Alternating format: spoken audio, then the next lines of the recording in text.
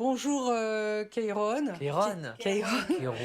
Non mais voilà, depuis ce matin, je disais, c'est Keiron. Et après j'ai dit Keiron, et pof, voilà, j'ai dit Keiron. Ouais. Non, je sais. Je sais. Tout simplement. Alors, vous n'êtes pas d'origine algérienne. Pourquoi je serais algérien? Mais non, mais parce qu'on vient de voir le film de Maïwenn, c'est pour ça. Ah oui, d'accord, pardon. Voilà. Pardon. Donc, vous êtes né en Iran, votre papa était un avocat hostile au Shah et à Khomeini, il a fui avec votre maman et vous sur son dos, et c'était le merveilleux film Nous trois ou rien. Il s'en est passé des choses, voilà, Keiron, avec un troisième film radicalement opposé. C'est, je sais pas, c'est une bouffonnerie totale, pleine de vannes, des répliques. Ça peut même devenir culte, je vous assure. Oh, voilà, c'est Brutus. C'est adorable, merci beaucoup. César. C'est très gentil de votre part. Ouais, vraiment. Donc Brutus versus Cézanne sur Amazon. J'imagine cette Cézanne semaine. contre Brutus. Oui, je sais, mais c'est à cause de l'art. Voilà, on parle tout là. Enfin bon, bref, voilà. Voilà, c'est quoi? Vous aviez envie de vous moquer de l'histoire de la gauche? Non, de faire autre chose. Non, de faire autre chose, de faire complètement autre chose. Je sais qu'on est vite cantonné et mis dans des cases quand on est artiste. Et que le public a l'habitude, quand il vous aime bien dans un domaine, ils veulent plus vous voir dans autre chose. Donc c'était, après Nous trois rien mauvaise herbe, c'était le moment de faire un troisième film qui était radicalement différent, comme vous l'avez dit, pour justement qu'on me laisse plus de liberté, parce que je pense qu'après avoir fait mes deux premiers et celui-là, le panel est tellement large, je peux faire un film d'horreur après une comédie musicale, personne ne va se dire c'est étrange. En même temps, on sent bien vos préoccupations, on sent qui vous êtes dans ce film, ce qui vous interpelle. On va regarder un extrait. Brutus, c'est qui César pour toi? C'est mon père? Oh, ça suffit avec tout ça maintenant, hein. C'est pas parce que j'ai mis ta mère enceinte que je suis ton père. Hein, Tonia? Vous voulez tuer César? Il y a un endroit où il est vulnérable. La carotide. Non, c'est au Sénat qu'il est vulnérable. Plus qu'à la carotide. C'est toi, Brutus, qui aura l'honneur de frapper en premier. Je pourrais crier un truc, genre liberté.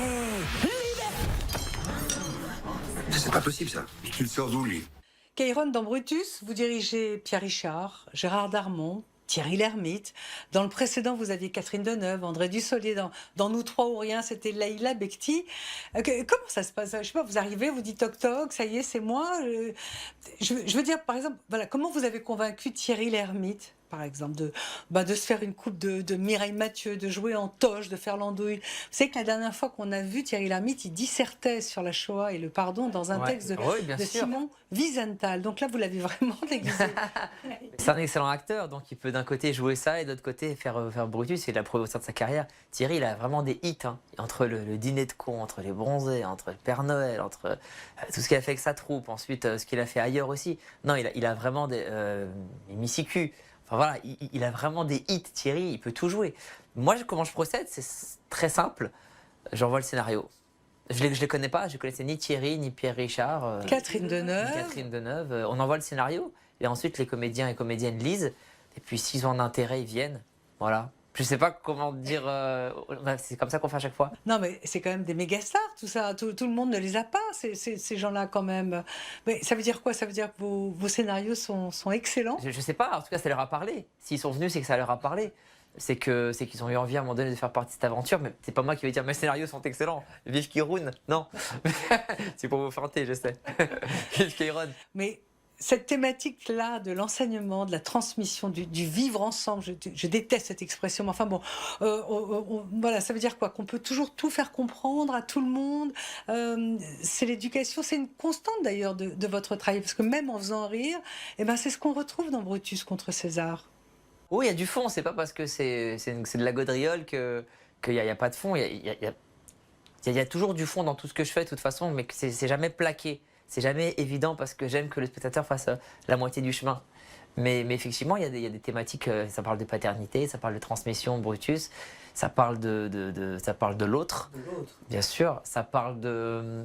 Il y a plusieurs phases sur la guerre, sur le fait d'être, oui, sur l'autre, celui qu'on envahit, celui qui nous envahit. Il y a pas mal de choses comme ça, ouais. Alors le Brutus que vous incarnez, il est à la fois demeuré, il est un peu comme dans ce film américain, là, Forrest Gump, il est tellement demeuré qu'il arrive à faire du bien partout. Bah, il est lunaire, il est candide, et en général, les gens qui sont les plus heureux, qui font le plus de bien et qui ont le moins de méchanceté en eux, de vice, ce sont les gens qui justement sont simples et sains. Et Brutus, c'est un enfant en fait. Donc il vit simplement et il est très premier degré, il veut juste des amis. Tout ce qui lui arrive, c'est parce qu'à la base, il veut des amis en fait. Toc toc, alors bon voilà, vous avez donc Catherine Deneuve, Gérard Darmon, Thierry Lhermitte et toc toc, vous avez Amazon Prime. Alors ça, ça s'est passé différemment.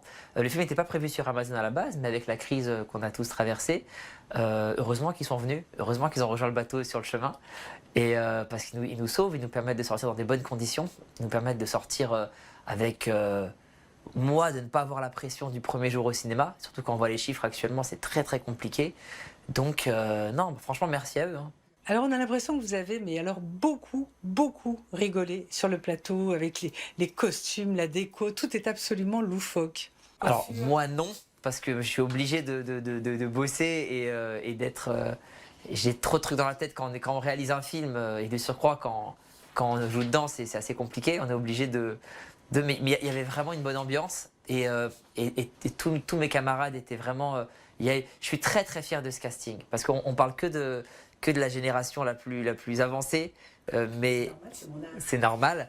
Mais il y a tous les moins jeunes aussi, ce sont les moins jeunes, mais il y en a d'autres aussi. Et il y a vraiment 3 générations qui se croisent entre celle de Laura Lone et Guillermo Guise, celle de Ramzy et celle de Pierre Richard et Gérard Thierry, par exemple. Il y a 3 générations de comédiens, de comédiennes et de comédiens et comédiennes qui donnent du rire aux gens. Donc je suis très fier de ça. Il y avait vraiment une symbiose sur le tournage, c'était vraiment marrant. Est-ce qu'à un moment donné, c'est une question de génération, et est-ce que à un moment donné, justement, vous avez rigolé tous ensemble, toutes ces générations confondues avec ce même esprit de la vanne quick qui caractérise la jeunesse? Oui, parce que même que ce soit Pierre ou Gérard ou Thierry, c'est pas des vieux en fait. Ils passent leur temps à faire des blagues, à être là, c'est pas un métier d'aigri de toute façon, et ils le sont pas. Donc heureusement, non, il y avait vraiment une bonne ambiance. Oui, j'ai des scènes en tête, mais hors contexte, c'est pas drôle comme ça. Mais il y a une scène avec on est en hauteur sur une montagne avec donc il y a Pierre, Thierry, Gérard, Rim et moi, Rim Kérissi, et j'arrive pas à dire une phrase. Et ça dure 10 minutes et j'arrive pas à me concentrer. Et je m'excuse, je passe mon temps à m'excuser. Et eux, et Gérard, à un moment donné, il a un fou rire, on n'arrive pas à reprendre. Bon, voilà, je pense à ça, mais là, dit comme ça, c'est nul parce qu'il fallait être là. Mais... Non, mais c'est très loufoque. Et on a réellement l'impression que vous avez eu tous beaucoup de plaisir à faire les andouilles sur le plateau. Kéron, il faut être très très français pour se moquer de l'histoire de France. Non, mais c'est vrai, il biche Ramzy Bedia d'être César. Il a eu l'air de s'éclater. Ouais, il s'est amusé. Il s'est amusé vraiment parce que... Alors Ramzy, c'est particulier. Je l'avais croisé pour un autre truc qui n'a rien à voir. Et il m'avait dit, si un jour tu penses à moi pour un rôle, je serais très touché. Et je lui dis, ok, c'est pas tomber dans l'oreille d'un sourd, on va voir. Et quand je l'appelle un jour et je lui dis, écoute Ramzy, je fais un film qui s'appelle Brutus contre César et j'aimerais te proposer le rôle de César. Alors je l'envoie je l'envoie à ton agent, enfin mon producteur l'envoie à ton agent et puis tu donnes tes retours à l'agent directement, comme ça il n'y a pas de pression vis-à-vis de moi, tu vois. Il me dit ok. Je fais ok, mais il me dit non, ok, c'est bon, je le fais. Je lui dis mais comment ça, tu le fais? Il me dit bah je le fais. Je lui dis mais t'as même pas lu, ça se trouve c'est nul. Il me dit non, c'est bon, je te fais confiance, je le fais. Ça c'est la première fois qu'on m'a fait ça. Et je suis très content parce que Ramzy, on le sait avec Eric depuis longtemps, on a vu ses facéties un peu lunaires et un peu enfantines. Il maîtrise très bien la mauvaise foi des enfants. Mais c'est aussi un grand acteur dramatique. Et j'espère qu'à terme, on aura l'occasion d'en reparler. Mais effectivement, je pense qu'il s'est vraiment amusé avec le rôle de César. Parce qu'il il est rond, le personnage. Il y a plusieurs façons de l'aborder. Et moi, je trouve qu'il est génial en César. Votre père était un optimiste, utopiste. Il est toujours. Demandeur d'asile politique en France, il est devenu travailleur social dans les cités. Vous aussi, un petit peu. Cette thématique de l'enseignement, voilà, vous le maintenez toujours, quoi qu'il arrive, quels que soient les milieux. C'est la survie de l'humanité dépend de ça. Il faut qu'on s'éduque les uns les autres, on n'a pas le choix, on est coincés ensemble sur Terre. Donc, soit on se déteste, soit on apprend à s'auto-corriger et à s'améliorer, à évoluer ensemble. On n'a pas le choix, on est coincé. Alors vous savez, j'avais un petit peu peur de vous interviewer, Kairon, parce que vous êtes aussi sur scène dans votre spectacle 60 minutes. Et la particularité de ce spectacle, eh bien, c'est qu'il n'est pas écrit. Vous jouez avec les remarques, avec le public. Donc vous savez comment être quick, comment réagir. Vous moquez un peu des gens en face de vous. Et donc j'avais un peu peur d'abord, déjà parce que j'ai fait des gaffes avec votre prénom, votre nom. Enfin voilà. Mais ça marche toujours. Les gens sont quick. Le spectacle s'appelle On n'éteindra pas la lumière, mais c'est la même chose que l'ancien qui s'appelle 60 avec Kairon, c'est le même concept, donc il n'y a pas de gap, c'est très bien. C'est très bien. Par contre, c'est pas vrai que rien n'est écrit. Je ne sais pas ce que je vais dire ce soir-là, mais contrairement à un spectacle traditionnel où on sait exactement ce qu'on va dire du début à la fin, j'ai un spectacle en fait de 4-5 heures, il faut se dire ça. Mon spectacle dure 4-5 heures, donc je ne sais pas ce que je vais faire ce soir-là, des 4-5 heures. Je vais puiser une partie, et comme j'aime beaucoup l'impro, je vais aller aussi chercher le public et créer des moments uniques avec eux. Vas-y, vas-y. T'es policier. T'as les arabes direct. Oh putain. Ça va, c'est bon, je suis bien. Et là, vous reprenez la tournée. Oui, j'ai déjà repris à Paris tout cet été. Dès que j'ai pu jouer après le Covid, j'ai joué. Donc j'ai eu de la chance, on était complet depuis le début juillet jusqu'à aujourd'hui. Là, j'ai une semaine de pause et je reprends la semaine prochaine à Paris. Et donc, il n'y a aucun moment où il se passe Impossible. rien. Je m'ennuie. Et là, je suis content, on est complet jusqu'au 15 octobre, donc mon public a également hâte de revenir au spectacle, donc je suis très content. Et donc, on rit, on se moque de tout. Il paraît que vous avez fait une blague sur les Juifs, que c'est pas du tout bien passé. Un bad buzz, comme on dit. Comment on fait dans ces cas-là pour éviter le bad buzz, s'en sortir? Alors déjà, c'est pas ma blague, c'est une blague que j'ai partagée, comme j'en partage 30 par jour sur les réseaux. J'aime l'humour noir. Donc il y en avait juste avant une sur la famine, vraiment 2 minutes avant. Dans la journée, il y en avait une qu'on m'a taxé de grossophobe. Et il y a eu également, le même jour, génocide arménien aussi. Donc, qu'est-ce qu'on fait? Moi, à part expliquer ma démarche, je peux rien faire. Moi, quand je fais des blagues, le but, c'est de faire rire. Malheureusement, l'humour noir, ça ne peut pas toucher tout le monde. Et quand les gens ont une sensibilité légitime, le ressenti de quelqu'un, il n'est même pas discutable. Quelqu'un qui dit ça ne me fait pas rire, on ne va pas lui expliquer que si, c'est drôle. Ça te fait pas rire, c'est ton droit par rapport à ton histoire, par rapport à ta famille, à ton vécu, à ta sensibilité. Toi, ça te fait pas rire. Il n'y a pas de problème. À part te dire, désolé, j'ai pas voulu te vexer, je peux rien faire d'autre. Mais je vais continuer à faire des blagues sur tout. Eh ben, vous avez bien raison. Il faut faire des blagues sur tout le monde.